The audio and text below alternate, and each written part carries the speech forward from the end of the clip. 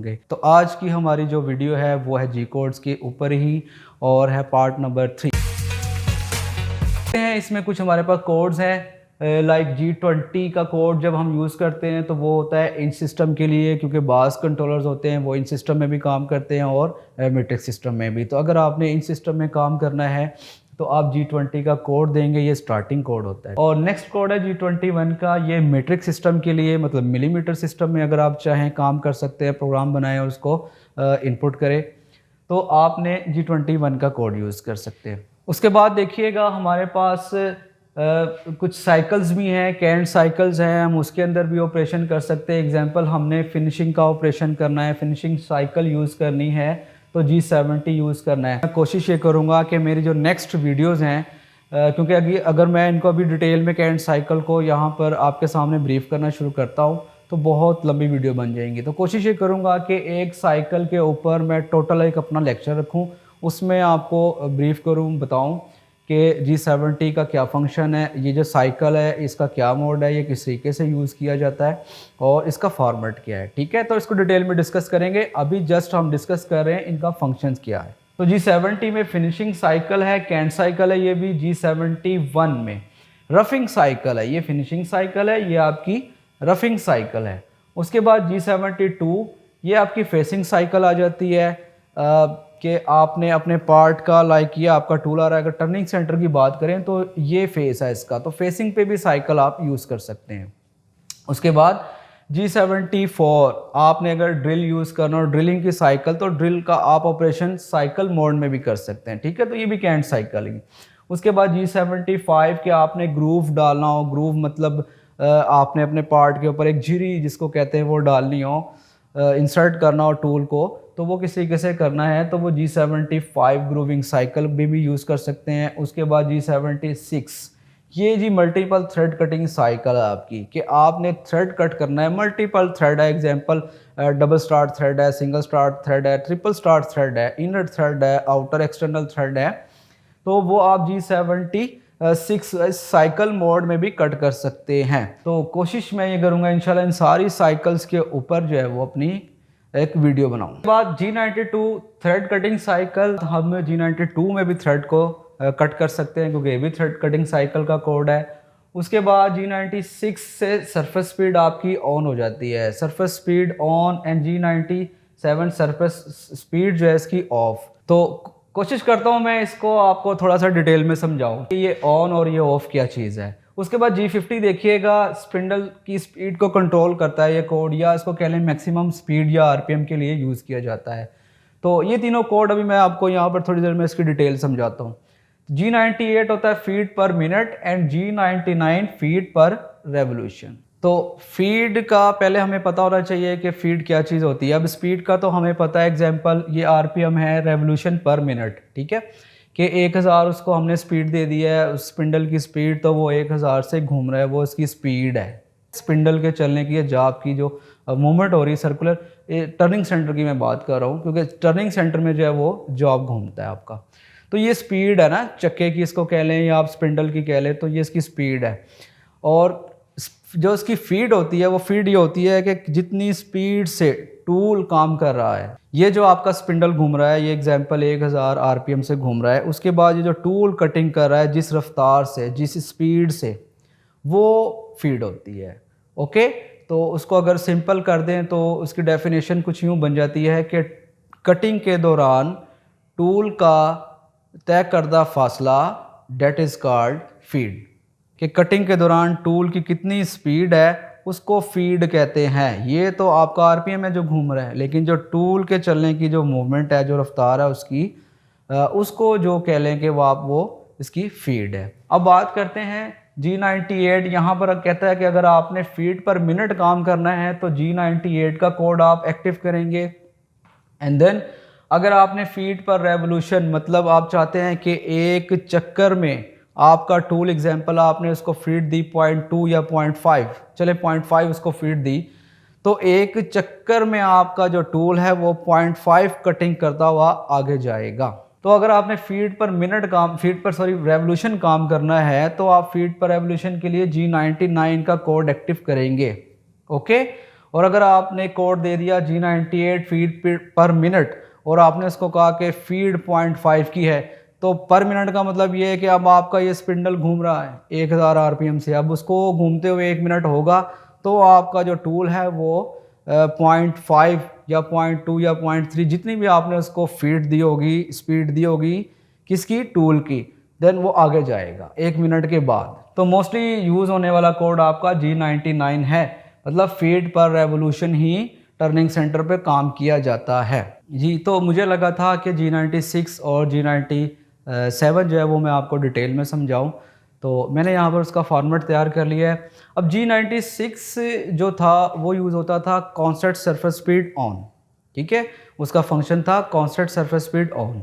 और जो G97 है वो है कॉन्स्टेंट सरफेस स्पीड ऑफ, मतलब आपके जो आरपीएम है जो आपने दे दिया अपने प्रोग्राम में, जितने भी एग्जांपल 1000 दे दिया है तो वो आपका आरपीएम कांस्टेंट ही रहेगा। तो इसको देखते हैं एग्जांपल को कि एग्जांपल में ये एक डाया, उसके बाद ये कुछ प्रोसेस है और फिर ये आपका मेजर डाया है, ठीक है, बड़ा वाला जो डाया है ये मेजर डाया है और ये आपका माइनर डाया है।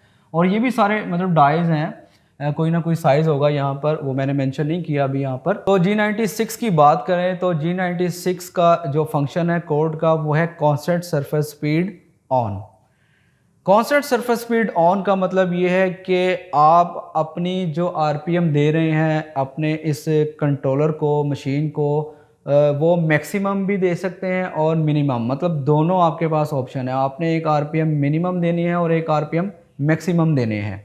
एग्जांपल देखें कि ये आपके पास एक ड्राइंग है, तो जब आपका टूल इस डाय को टर्न कर रहा होगा, क्योंकि डेफिनेटली आपके पास ये एक ब्लैंक डायामीटर होगा, ठीक है, पूरी एक रॉड होगा ना, रॉड को हमने जब ऊपर से स्टार्ट से इसको टर्न करते आएंगे, पहले ये डाय क्लियर करेंगे, देन ये साइज बनाएंगे और फिर ये इस तरीके से साइकिल में आप उसको रन करेंगे। उसके बाद देखें कि जब आपका टूल ये डाया बनाएगा, इस डाय के ऊपर टूल यहाँ पर ये डाया टर्न कर रहा होगा, तो जो भी आपके आरपीएम होंगे मिनिमम, वो यहाँ पर आपकी जो स्पीड है स्पिंडल की वो घूमना शुरू हो जाएगी। एग्जांपल आपने मिनिमम आरपीएम उसके सेट कर दिए 500 जो आरपीएम है वो आपने उसको कहा है कि मेरे जो मेजर डाय के ऊपर है ना, आफ्टर कैलकुलेशन, ये फार्मूला क्या है ये भी मैं आपको अभी समझाता हूँ कि आपने इस फार्मूले के अकॉर्डिंग जो अपनी जो स्पीड निकाली जो आपके मैक्सिमम मेजर डाय के ऊपर चल सकती थी कैलकुलेट करके, वो यहाँ पर सूट कर रही है एग्जांपल 500।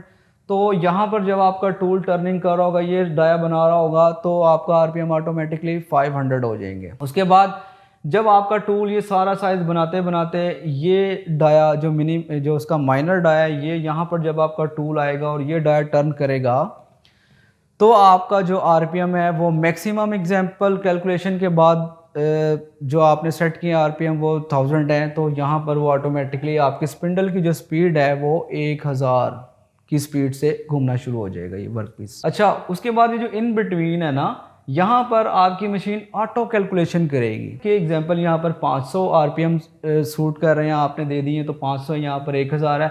अब ये देखें उससे बड़ा डाया है तो यहाँ पर इन बिटवीन कोई वो साइज़ कैलकुलेट करके आपकी मशीन दे देगी, उसके बाद यहाँ पर कोई साइज़ कैलकुलेट करके दे देगी। लेकिन मैक्सिमम और मिनिमम, ठीक है, इन डाई के ऊपर जो आपने लिमिट लगाई होगी कि मैक्सिमम डाई के ऊपर इतनी लिमिट हो आपकी, इसको क्रॉस ना करे, और मिनिमम डाई के ऊपर आपकी जो आरपीएम है वो इतने हो, उसको क्रॉस ना करें, तो वो उस लिमिट में ही रहेगा। तो ये तब अप्लाई होगा जब आप कोड अप्लाई करेंगे G96 का।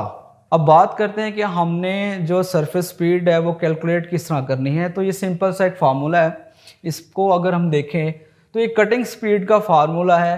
VC का मतलब ये है कि cutting speed is equal pi into D into N over 1000। तो जो VC आपकी कटिंग स्पीड है इसमें, और जो पाई की वैल्यू आपको पता है कितनी, 3.14 समथिंग, अगर राउंड फिगर में जाए तो उसको यही कैलकुलेट होती है। उसके बाद D जो है वो आपका है डायामीटर। कौन सा डायामीटर? ये वाला मेजर डायामीटर। उसके बाद N आपका जो आता है वो है RPM। RPM मतलब उसकी स्पीड, स्पिंडल की स्पीड, रेवोल्यूशन पर मिनट। ठीक है, तो एक सिंपल सा फार्मूला, इसको कैलकुलेट करके हम अपने RPM मैक्सिमम और मिनिमम यहाँ पर कैलकुलेट करके लिख सकते हैं। उसके बाद देखते हैं कि G96 और G97। अच्छा, G96 तो था हमारा कांस्टेंट सरफेस स्पीड ऑन और G97 था हमारा कांस्टेंट सरफेस स्पीड ऑफ। अब ये G50 क्या है और G92 क्या है? ठीक है, तो पहले मैं G50 बताता हूं कि G50 जो है वो आपका कोड होता है मैक्सिमम स्पिंडल स्पीड के लिए। मैक्सिमम स्पिंडल की जो स्पीड होगी तो वो हम यहाँ पर लिखेंगे G50 के आगे। और ये देखें G50 हमेशा G96 के साथ ही यूज़ होगा। तो इसका फॉर्मेट कुछ इस तरह होगा कि पहले जब हमने देखे ना, हमने उसको मैक्सिमम स्पीड भी देनी है और कांस्टेंट सरफेस स्पीड जब हमने ऑन की G96 में तो हमने मिनिमम स्पीड भी देनी है उसको। तो अगर हम G96 को लेते हैं, कोड अप्लाई करते हैं, तो उसका फॉर्मेट कुछ इस तरह होगा कि G96 से पहले हमने यहाँ पर कोड एक्टिव करना है G50 का, जिसका फंक्शन है आपने मैक्सिमम आरपीएम। तो G50 S example S for spindle की स्पीड आपने कैलकुलेशन की और वो निकलते हैं आपके कैलकुलेशन के बाद 2000। जो आपने आरपीएम सेट किया अपने इस डायमीटर के ऊपर, माइनर डायमीटर के ऊपर आफ्टर कैलकुलेशन, वो हैं 2000। उसके बाद ये उसकी रोटेशन आ गई, एग्जाम्पल M03S को M03 हमने कर दिया। ठीक है, तो इस स्पिंडल की रोटेशन है, ये भी हम पढ़ेंगे M कोड्स जब हम M कोड्स पे आएंगे। उसके बाद नेक्स्ट यहाँ पर लिखेंगे G96 और मिनिमम आरपीएम आपके एग्जाम्पल कैलकुलेशन के बाद जो मेजर डाई के ऊपर सूट करते हैं वो 600 हैं, तो यहाँ पर आपने 600 लिख लिया। उसके बाद एंड ऑफ ब्लॉक। अच्छा, ये G92 क्या है? अब आपको तो पता चल गया होगा कि G50 मैक्सिमम स्पीड 2000, मतलब कौन सी स्पीड जो आपने कैलकुलेट करके निकाली जो आपके मिनिमम जो डाई के ऊपर सूट कर रही थी। उसके बाद G96 constant surface speed on, मतलब इसमें वेरिएशन हो सकती है कि मैक्सिमम आपके आरपीएम 2000 है, तो 2000 मतलब जब आपका जो टूल है वो इसको टर्न कर रहा होगा आपकी माइनर डाई को, तो उसकी जो स्पीड है आरपीएम है वो 2000 हो जाएगी, एग्जांपल है। उसके बाद जो आपकी मिनिमम स्पीड है वो 600 है या 500, जो भी आपने रखनी है कैलकुलेट करके वो इस डाई के ऊपर आ जाएगी, मेजर डाई के ऊपर। अब G92 क्या है? G92 बेसिकली अगर देखा जाए तो हमने अभी पढ़ा था कि उसे थ्रेड कटिंग साइकिल होती है, लेकिन ये ज़हन में रखिएगा कि कुछ कंट्रोलर हैं जिसमें G92 से आपका यही काम होता है, मतलब वो भी आपकी जो मैक्सिमम स्पीड है वो यही फंक्शन करेगा कोड। तो अगर आपकी मशीन के ऊपर, कंट्रोलर के ऊपर G50 वर्क नहीं कर रहा, इसका मतलब आप यहाँ पर फिर G92 यूज़ कर सकते हैं। G92 का फंक्शन भी है कि मैक्सिमम आरपीएम। तो कुछ, इसलिए मैंने दोनों कोड लिख दिए कि कुछ कंट्रोलर के ऊपर G92 ये वर्क करता है, इसका फंक्शन होता है कि मैक्सिमम आरपीएम, और कुछ कंट्रोलर के ऊपर G50 का कोड अप्लाई होता है और फिर वो मैक्सिमम आरपीएम लेता है। ओके, अच्छा, उसके बाद बात करते हैं G97 की। तो हमारा ये भी क्लियर हो गया, ये भी और ये कंसेप्ट भी। अब बात करते हैं G97। तो G97 का जो कोड था वो था कांस्टेंट सरफेस स्पीड ऑफ। अब जब कांस्टेंट सरफेस स्पीड की बात करते हैं तो फिर इसका मतलब ये है कि जो आपकी सरफेस की जो स्पीड है, आपकी जो आरपीएम है वो कांस्टेंट ही रहेंगे, मतलब उसके अंदर ये वेरिएशन नहीं हो सकती कि मैक्सिमम इतने आरपीएम हो, इतने आरपीएम हो। और उसका फॉर्मेट भी कुछ इस तरीके से होगा कि जस्ट G97, उसके बाद S अगर आपने रख लिए 1000 तो ये 1000 ही रहेंगे, और जो इसकी रोटेशन बनती है स्पिंडल की वो दे देंगे। तो इस कोड के ऊपर G50 नहीं लगेगा, ना इस कोड के नीचे कोई मतलब कि G50 या G92 का कोड अप्लाई होगा, क्योंकि जब आपने अपने आरपीएम ही कांस्टेंट कर दिए तो इसका मतलब ये है कि अब चाहे आपका टूल इस डाई को टर्न कर रहा हो, चाहे ये डाई आ रहा हो, चाहे ये हो, चाहे ये वैल्यू हो, और चाहे ये माइनर डाई के ऊपर आपका टूल हो, आपके जो आरपीएम है वो कांस्टेंट ही रहेंगे 1000। फॉर एग्जांपल आपने यहाँ पर 2000 दे दिया तो आरपीएम 2000 ही रहेंगे। अगर आपने यहाँ पर 1200 दे दिए तो वो आरपीएम आपके 1200 ही रहेंगे। ओके, तो G97 constant surface speed of और G96 constant surface speed on.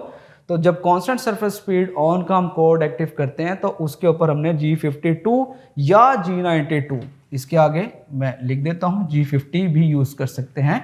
उसके साथ आप मैक्सिमम आरपीएम जो कैलकुलेट होकर आएंगे यहाँ पर, और फिर G96 के साथ मिनिमम आरपीएम आप लिख सकते हैं।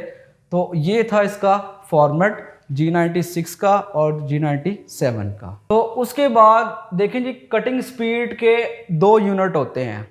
एक होता है मीटर पर मिनट एंड सेकंड फीट पर मिनट। तो मोस्टली मीटर पर मिनट ही यूज़ होता है, ये जो है फीट पर मिनट ये यूज़ नहीं किया जाता। तो टर्निंग सेंटर हो या कोई भी मशीन हो तो हम मीटर पर मिनट ही यूज़ करते हैं।